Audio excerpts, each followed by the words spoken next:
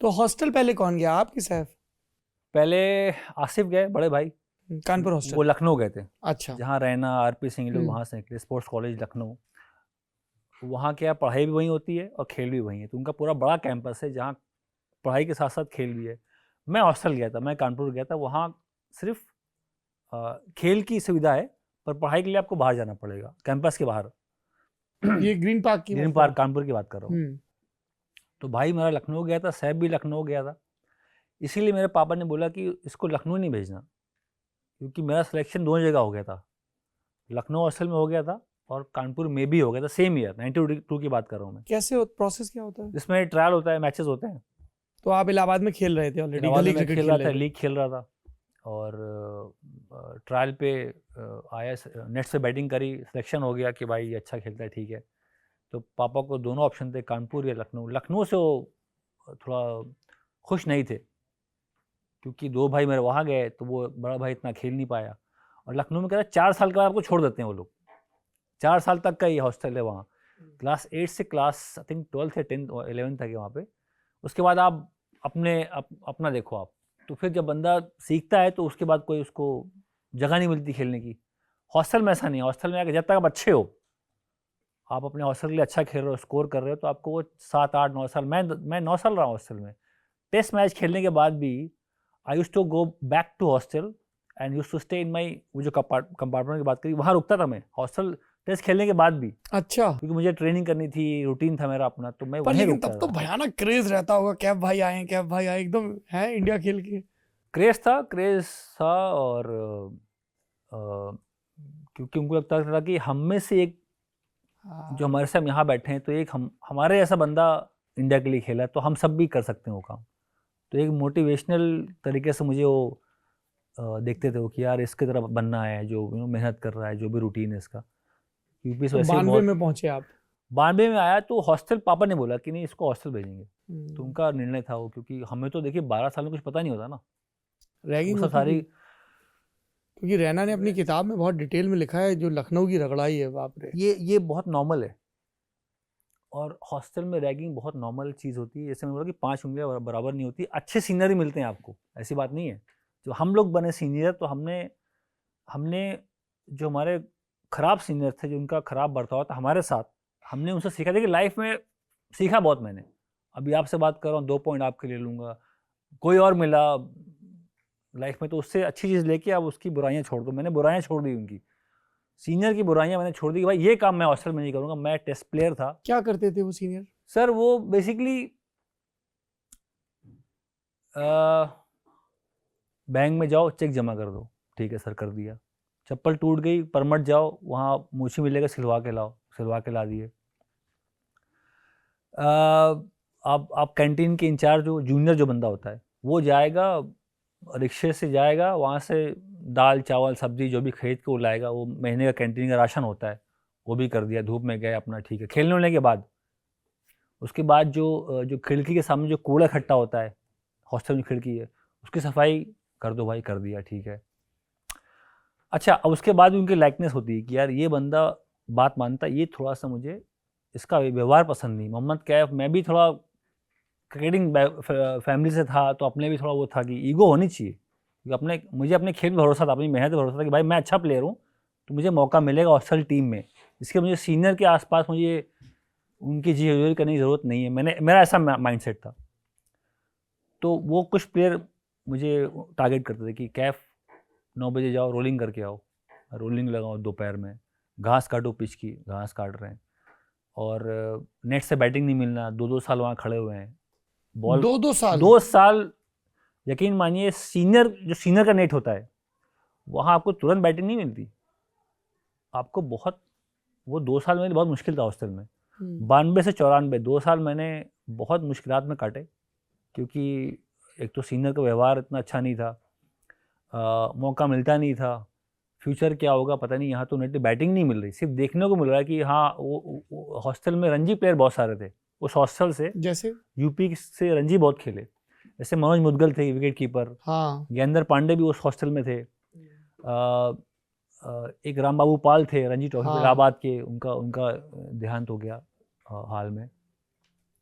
ज्योति यादव थे वहाँ से हॉस्टल में हमारे रणजी प्लेयर बहुत निकले, ये सब चर्चित नाम है, राम बाबू चर्चित नाम पाल, थे ज्योति यूपी के। यादव, तो हाँ, वो लोग मनोज पहले, मुदगिल। राकेश शर्मा थे ओपनर एक, और तो उनको पहले बैटिंग करना, जो हमारे कोच थे उन पे फोकस था बहुत कि इनको पहले ये लड़के रणजी खेलते हैं। खेलते हैं।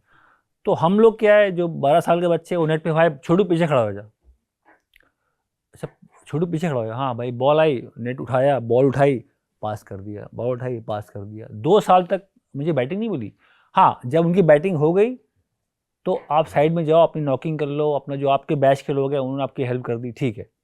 पर 2 साल सिर्फ, और इससे मुझे फ़ायदा हुआ एक्चुअली।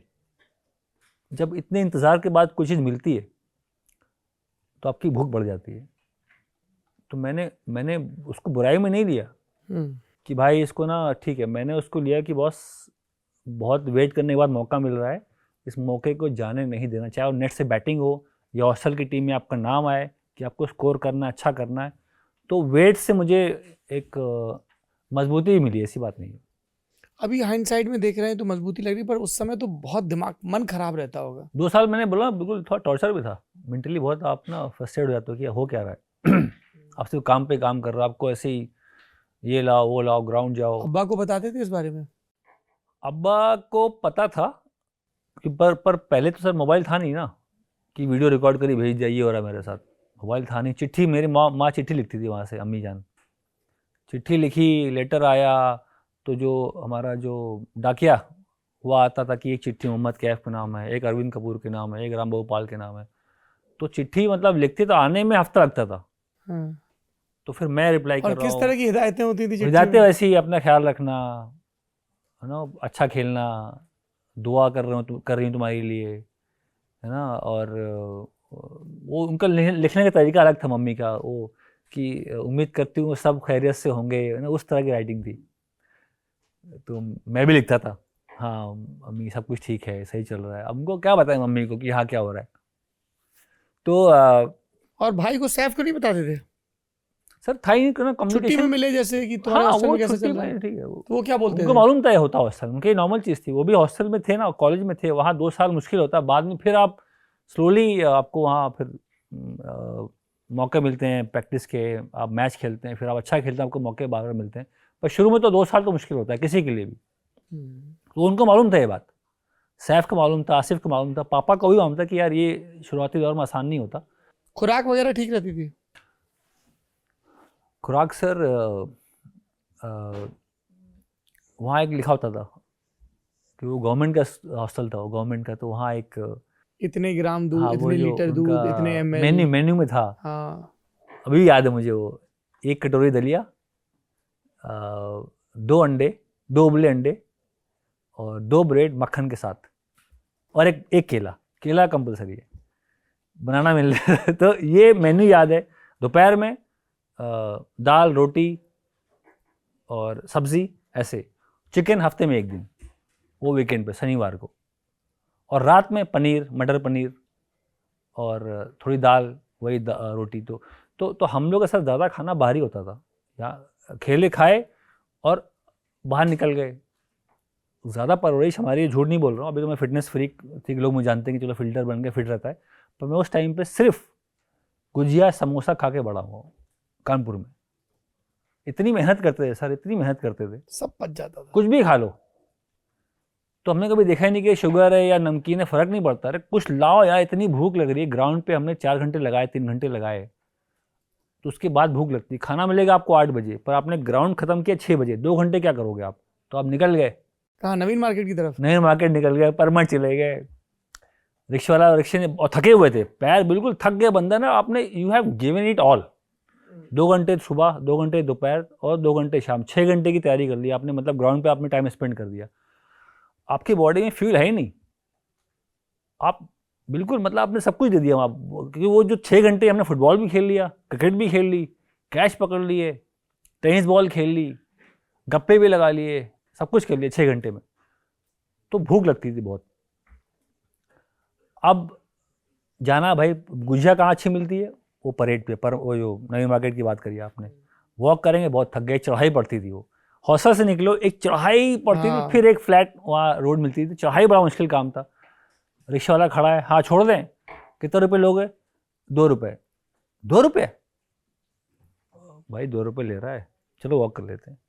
₹2 था नहीं सर देने को, तो हम थके हुए थे पर टहल के पहुँचे, आधे घंटे वहाँ पहुँचे वॉक करके, फिर गुजिया खाई, फिर मैंने समोसा दबाया डोसा भी मिलता था, डोसा भी था वहाँ पे। तो ये मेरा वो था कि अभी लोग बोलते हैं ना कि यार, क्योंकि हमने ये सर इतनी मेहनत करी कि सब खाना, कोई मीठा वीठा के सब पच जाता था। अभी क्या है, लोग बैठे होते हैं, इतना लाइफस्टाइल बहुत एक्टिव नहीं है, ज़्यादातर लोग बैठ के काम करते हैं, गाड़ी में बैठे ऐसे यहाँ बैठे हुए हैं, तो फिर वो खाना देखना पड़ता है कि भाई आप इतना एक्टिविटी नहीं है, आप इतना बर्नआउट नहीं कर रहे हो, तो फिर आपको कहीं ना कहीं वो परहेज़ करना पड़ता है खाने पे।